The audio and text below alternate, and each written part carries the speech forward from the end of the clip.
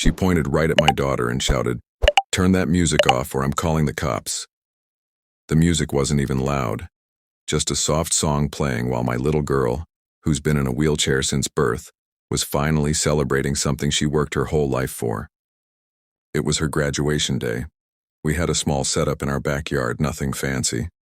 Just family, a few friends, a banner that said, "You did it, Emily," and a cake that my wife spent all night decorating. But then she showed up. Karen from the HOA. She walked in like she owned the place, holding a clipboard and some crumpled papers. "This is a violation," she snapped. "No parties, no decorations, no guests without HOA approval." I told her this was my property, that my daughter had just graduated against all odds, that this party was everything to us. But she didn't care. Her eyes scanned the ramp we'd temporarily built at the back door for Emily's wheelchair, and she scoffed. "That's not up to code, I'll have that removed." I clenched my jaw and tried not to lose it in front of my daughter. Emily looked up at me with those big, innocent eyes, confused why someone would be so angry on her special day. My wife pulled her close and whispered something in her ear to calm her down, but Karen wasn't done. She stepped forward and yanked a balloon string from the porch railing. "Decorations aren't allowed, against policy." The balloon floated into the sky. My daughter's face sank. That balloon had her name on it, and then she did it. She pulled out her phone, dialed a number, and said loudly so we could all hear, "Yes, I'd like to report an illegal gathering. Noise violations, unsafe structures, possibly unregistered individuals." I looked at her, stunned. "Unregistered?" I asked. "These are our family members." But she just smirked like she knew something we didn't. She ended the call and said, "Police are on their way. Good luck explaining this." And just like that, our peaceful celebration turned into a nightmare.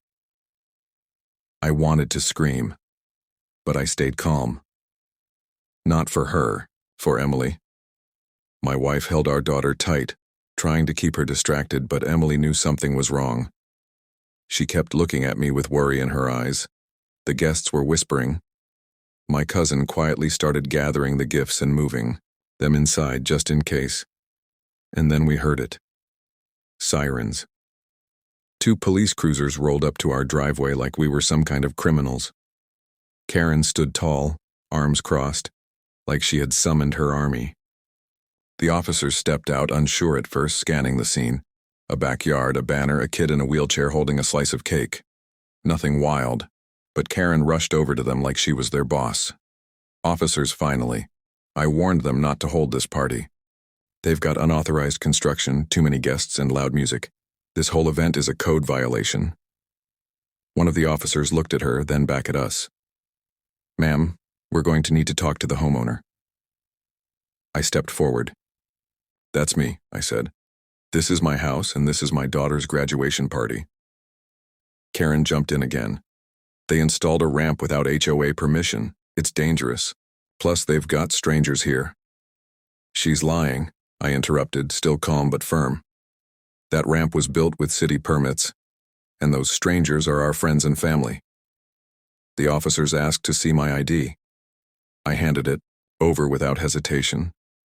They started checking something on their tablet. Karen was still buzzing around them like a fly, tossing accusations left and right. "They're violating community policy. I have it in writing." One of the officers finally turned to her. "Ma'am, unless you have a court order or credible safety concern, you need to step aside. This isn't a police matter." Karen froze. Her mouth opened slightly, then shut. She wasn't expecting that, but I could see it in her face. She wasn't done. And she proved it a second later when she muttered, loud enough for everyone to hear, "If the HOA won't stop them, I will. I have connections." That's when my wife stepped forward and said something that changed everything. "You might want to be careful who you threaten, because someone very important is on their way here right now." Karen laughed like it was a joke. It wasn't. Not even 5 minutes later, we heard the deep hum of a black SUV pulling up. The car didn't park in the driveway like the others. It stopped right in front of our house and out stepped a man in a tailored suit, sunglasses still on, walking with the confidence of someone who didn't need to explain himself. Karen's face shifted. Confusion first, then a squint, then worry. I didn't need to say a word. My wife walked over to him with a small, respectful smile and shook his hand like she'd done it 100 times before. "Thank you for coming, Mr. Mayor," she said, loud enough for everyone to hear. Karen blinked twice. "Wait, what?" she whispered. The mayor glanced around the yard, then his eyes landed on Emily. Her face lit up. She recognized him from a school award ceremony he attended months ago where he'd handed her a medal for her courage and academic excellence. He smiled and waved at her. "Hey, champ," he said gently. "I heard someone special was graduating today. Thought I'd come by and see it for myself." Emily clapped her hands excitedly, and for the first time since Karen showed up, she smiled again. Karen stepped forward, trying to recover. "Mr. Mayor, this is a private HOA community. They've broken several—" He raised his hand without looking at her. "I've already reviewed the event. My office signed off on the temporary ramp last week, and the city approved this small gathering. There are no violations here. But the noise, the decorations," she stammered. "Karen," he said calmly, still not turning toward her, "you don't run this city, and you certainly don't run this family's home." The silence that followed was thick. Nobody moved. Even the police officers stood still, unsure if they were witnessing a scolding or a warning. Karen opened her mouth again, desperate to regain control, but the mayor finally looked her dead in the eye and said, "I suggest you leave, before this turns into something formal." She flinched, and for the first time that day, Karen had no words. Karen's heels clicked hard against the pavement as she stormed off, mumbling something under her breath, but no one cared. The guests watched in stunned silence, some shaking their heads, others quietly clapping. Emily looked up at me, confused but relieved. "Is the party still on, Daddy?" she asked softly. I knelt beside her, smiled, and said, "It never stopped, sweetheart." The mayor stayed a few more minutes, took pictures with Emily, and even helped light the candles on her cake. It was surreal. This man who ran the city now kneeling beside my daughter, helping her cut a slice of chocolate fudge. She laughed for the first time that day, her face glowing like the sun had finally broken through the clouds. But just when we thought the worst was behind us, another twist came. A neighbor came over, a younger guy named Jake who lived 2 houses down. He looked nervous, holding his phone out. I didn't know what to do earlier," he said, "but I recorded everything Karen said when she showed up, including the fake call she made to the police. I think you should see this." He handed the phone to the officer still standing near the yard. The cop raised an eyebrow and started the video. Karen's voice came through, sharp and unmistakable. "Yeah, they've got suspicious people here. I think drugs might be involved. One of them looked aggressive. I'm afraid for my safety." The officer's jaw tightened. "She gave us a false report and used coded language to make it sound like a threat," he muttered. The mayor heard it too. His expression hardened. "Officer," he said quietly, "you know what to do." The police walked off toward where Karen had parked her car. Seconds later, they asked her to step out and speak with them. She tried to play innocent, even faked a cough like she was suddenly ill, but it was too late. The video didn't lie. And, as they read her rights, the neighbors who had peeked through their windows earlier started stepping out one by one. Some had their phones up. Others just watched in disbelief. The woman who always barked orders was finally being held accountable. Karen stood frozen, her eyes darting around like a trapped animal. "You can't do this," she hissed. "I'm on the HOA board." One of the officers responded calmly, "Ma'am, the HOA doesn't give you the right to file false police reports or harass residents." The cuffs clicked around her wrists. She looked completely stunned, like she had never imagined her authority could be challenged, let alone broken. A couple of neighbors gasped. One older lady whispered to her husband. About time someone stood up to her. As Karen was led to the cruiser, she turned to me and spat out, "This isn't over." But the mayor didn't even look at her this time. He just placed a hand on my shoulder and said, "You've handled this with more grace than most would." Nodded, trying to hold back all the emotions that had built up. Anger, relief, pride. I looked over at Emily, who had no idea how ugly it almost got. To her, it was still her special day. She was busy showing her graduation cap to one of her cousins, proudly pointing at the stickers she'd put on it herself.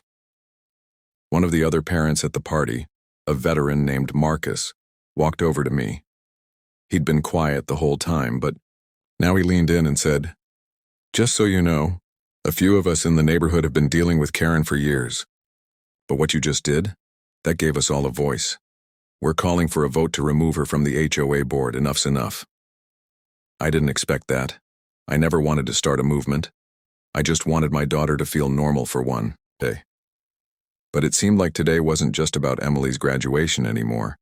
It was the day people stopped being afraid to speak up. The cake was finally served. The music started again, just a little louder this time. And nobody complained.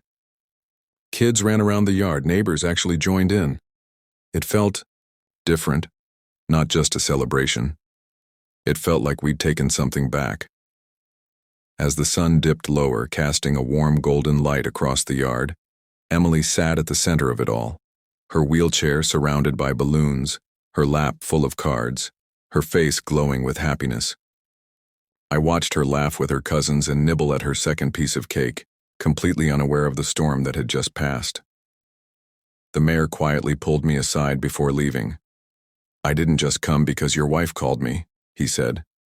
"I came because your daughter inspired me at that school ceremony.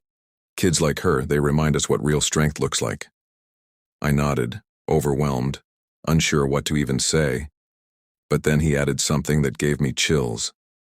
"Don't let people like her, Karen, take that away. Not from you, not from anyone in this community." With that, he left.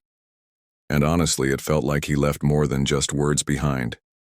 He left a shift in the air, a message, a warning to anyone who thought power came from fear.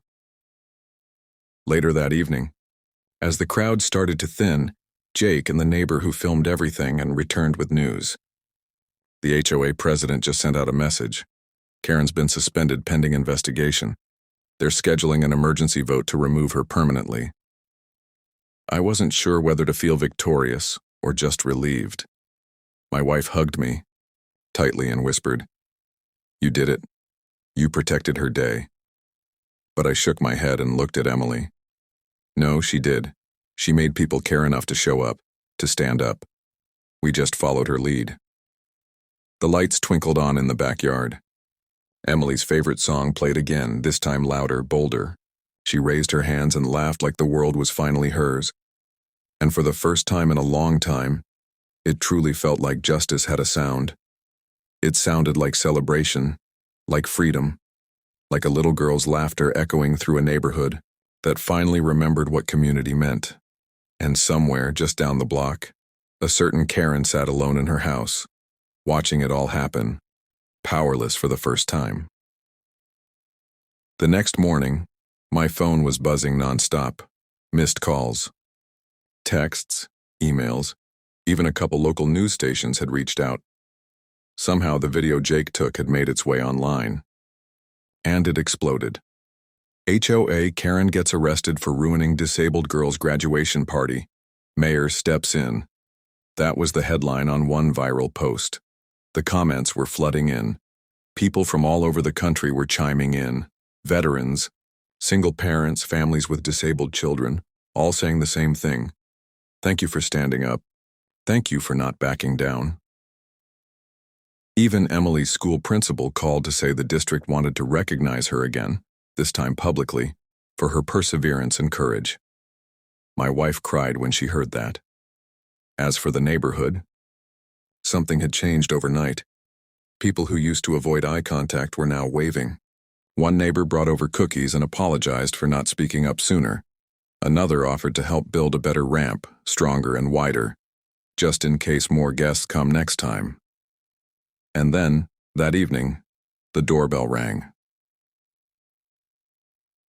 When I opened the door, I didn't expect to see a woman standing there with a clipboard flanked by 2 other residents. "We're starting a petition," she said, "not just to remove Karen, but to change the HOA's charter. We want to make sure nothing like this ever happens again, especially to families like yours." It hit me then. This wasn't just about Karen anymore.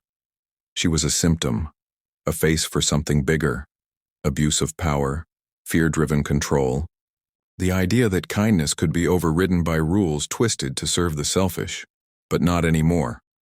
Not in this neighborhood, because a little girl just wanted to celebrate her graduation. And in doing so, she lit a fire that no HOA notice could ever put out. The story didn't end when the party did. It started there. And now, things would never be the same. Weeks passed, and Karen's presence in the neighborhood vanished like she'd never existed. Her house went dark. For sale sign went up faster than anyone expected. People whispered that she was facing charges for impersonating an officer and filing a false police report. But no one really cared to confirm. They were too busy moving forward. The new HOA board, now made up of actual community members, veterans, single moms, retired teachers, invited me to their first open meeting. They gave us a standing ovation before anything even started. And when they asked if I had anything to say, I kept it simple. "We're not here to fight anymore. We're here to protect what matters: family, dignity, freedom." The room went quiet, but the kind that means respect. Emily's story made it into the local paper, and the headline said it all. "One girl's party changed a neighborhood," and it really had. Neighbors started organizing monthly community events. Small, nothing fancy. Potlucks, toy drives. Even a disability access fund started in Emily's name. People who once peeked from behind curtains were now shaking hands, sharing stories, helping each other fix fences instead of reporting them. One evening, as we watched Emily wheel herself down the newly widened sidewalk, the one our neighbors helped build, my wife looked at me and said, "Funny how everything Karen did to control this place ended up setting it free." I smiled and nodded, watching our daughter roll through the same yard that once felt like a battleground. Now, it felt like home again. And just as the sun dipped behind the trees, Emily turned back and said the one line that stuck with me forever. "Daddy, do you think Karen ever learned her lesson?" I paused for a second, then said, "Maybe. But what matters is, everyone else did. Because sometimes justice doesn't roar. Sometimes it rolls in quietly, on 4 little wheels, and leaves behind a trail of change no one can ignore." That final line echoed in my mind long after the streetlights came on. Emily, oblivious to how much she'd shifted the world around her, just smiled and twirled a sparkler one of the neighbors had given her. The night was peaceful. No shouting, no threats, no tension in the air. Just the soft sound of laughter and the hum of a neighborhood finally breathing easy.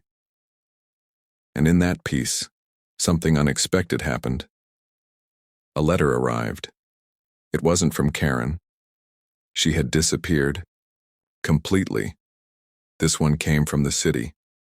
Inside was an official notice. The city council had voted to honor Emily during their annual Community Unity Day. They were naming a small park on the edge of our neighborhood after her. Emily's Garden. A place for everyone. I read it out loud, and my wife covered her mouth, tears welling up instantly. Emily clapped and shouted, "My own garden?" She didn't fully understand the weight of what that meant. But we did. It wasn't about a patch of land. It was about the message. This neighborhood, once ruled by fear and silence, was now rooted in something real. Something stronger. Not because of a fight, not because of revenge, but because one little girl refused to let hate ruin her day. Emily's graduation party wasn't just a milestone in her life. It was a beginning for all of us. So if you ever Drive past our street and see a small garden blooming with wildflowers, painted rocks, and a wheelchair-accessible path that winds through sunflowers. Now you know why. That garden stands where control once lived, and in its place grew something more powerful than fear. Hope, unity, and the kind of justice that doesn't need to shout to change everything.